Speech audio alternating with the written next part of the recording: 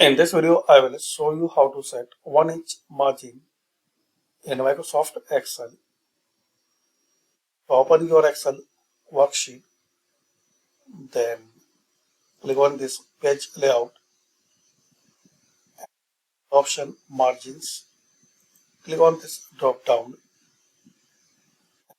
select custom margins.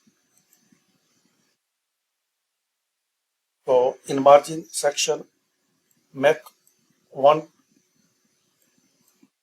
enter the number 1 in left of bottom and right. Also you can make 1-inch margin for header and footer. Then you can print preview.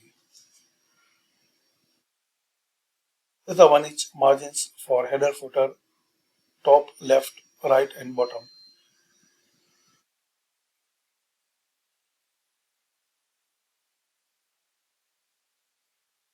So this is the basic and quick way to set 1-inch margins in Microsoft Excel. Thanks for watching.